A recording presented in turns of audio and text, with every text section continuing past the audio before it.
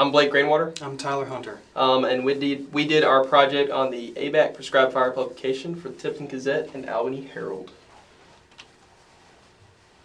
So our project objectives were to write a 2-page publication for the Tifton Gazette and Albany Herald. They're newspapers that are local to us. And our goal was to try to show ABAC's utilization of prescribed fire, not only in just the class of fire ecology and management, but specifically on the Langdale School Forest for Education. Its goal was to serve as a kind of pseudo advertisement. I'll explain why this is important, why we can't really use that terminology, but it is really essentially an advertisement for the school and also the Natural Resource Program. And also just, like I said, what we exactly do on the school forest itself. So there were no costs at all whatsoever associated with this project. Publishing a story to a newspaper requires no cost whatsoever. It's only for them to accept it. Only cost that would ever happen is if you were wanting to put an advertisement, and you're basically paying for page space in that paper. Obviously, we're not making an advertisement, so it doesn't apply. We utilized Microsoft Word and Outlook for emails. All through ABAC, so this was no cost through us or the school at all. I just periodically took pictures throughout our classes and prescribed burns and whatnot to be used for presentations, and then obviously to look through to be put into the paper. Time frame, we began the true project planning on March 3rd.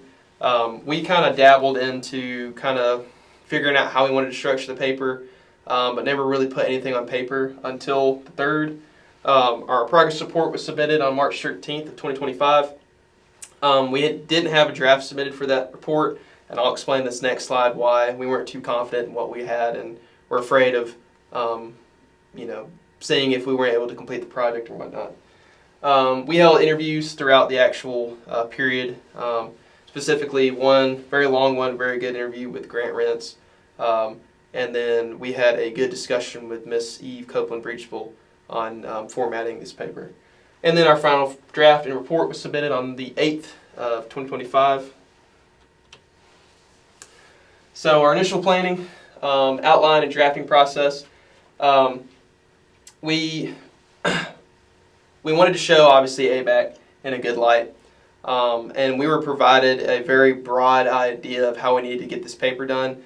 And it really, with fire itself, it's a broad topic, and especially trying to discuss fire with also how does ABAC utilize it. It was a lot of information. We had to do a lot of cutting. Our initial drafts were really pretty too broad. We weren't really very, very confident in how they sounded or if they were even getting information across that was useful. Were they too technical? Were they not technical enough? It's just trying to cover so much information in such a short 2-page paper is very difficult, and it definitely hit us hard at the start. But yeah. So with prescribed fire, especially with the public, this is really meant to be as an advertisement for the public to see how good ABAC is doing with ecological management through fire. And with shortening up, as me and Blake did, it was very difficult because it would get to the point where it was so broad that it really didn't have any meaning to it. So that was one of the difficulties, to make it to where someone who was completely did not understand anything about prescribed burning could read it, understand it, and want to know more. That was the big challenge, and I do believe we overcame that. That was the big goal, obviously. Yeah. In terms of the breakthrough in writing, we had a discussion, as Blake said previously, with Miss Eve Copeland. She's the communications specialist here for ABAC, and she did a great job with helping us synthesize our information and putting it in a way that the general public would be able to understand. Really, another one of our hiccups was we come from the Journal of Wildlife Management. We've both written many papers through such a format, and it was putting it in another style that was a little bit challenging in terms of some of the punctuations and some of the marks, and she helped us go through and straighten it up and make sure that we did make some silly mistakes to have those newspapers basically cut us out.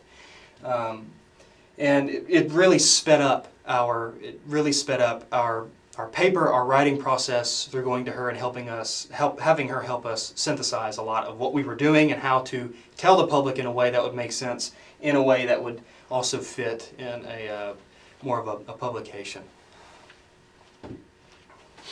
So in the paper itself, it's broken down into chunks, if I can call that. It's the first section is really a very brief generalized history of the prescribed fire in Georgia. It basically goes through that it's needed not only for ecosystem management, but for forestry purposes as well as for timber management. And it basically goes through why state agencies like the Georgia DNR, which is the wildlife sector, the wildlife side, and the Georgia Forestry Commission, which is more forestry, use prescribed burning and how it really pertains to both of them. It also uses, we both bring ABAC into the discussion as well to briefly talk about how ABAC and our classes and really our curriculum here, wildlife and forestry, tie in prescribed burning and use that as a core part of the curriculum here, especially for being in the coastal plain.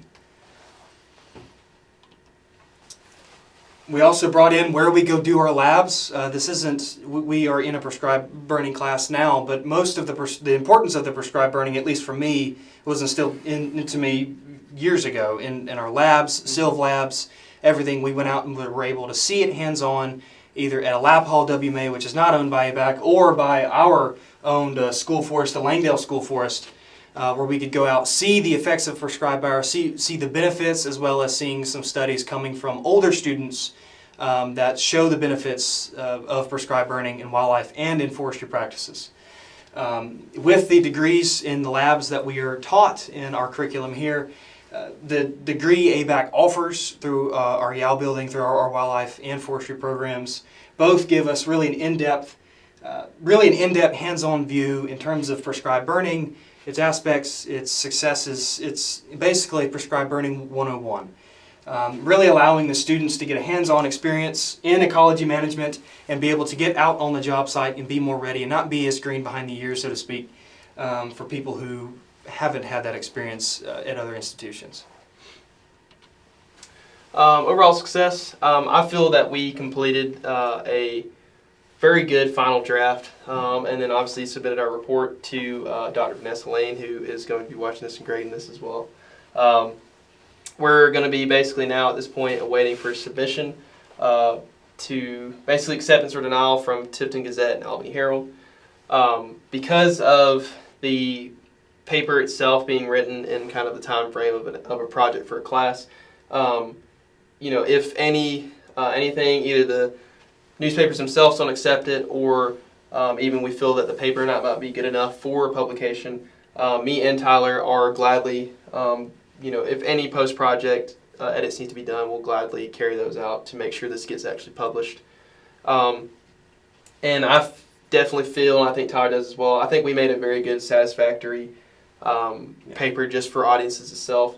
We shortened down that information enough to make sure that our audience can really understand what ABAC does with prescribed burning, and despite being such a broad, technical, and kind of scary topic for most people, wanted to make sure that we can get that out to them. Yeah, and really, even if this doesn't get accepted by the newspapers and it does flop in the end, I think the main success here is really reestablishing that communication from within ABAC itself to promote prescribed fire, say how important it is, and really ask for these other people that are in other departments to come out and see prescribed fire and see how ABAC does it, to give them a taste on how professional we are out in the field and really why we do it.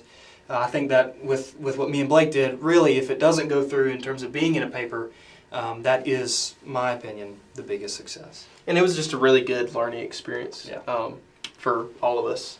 Obviously, like we had mentioned earlier, we definitely had challenges with this paper. Yeah. Just learning the AP format itself was tough, just because it's hard to jump into a paper format itself. There's a lot that you have to really take in to make sure you're following the proper procedures.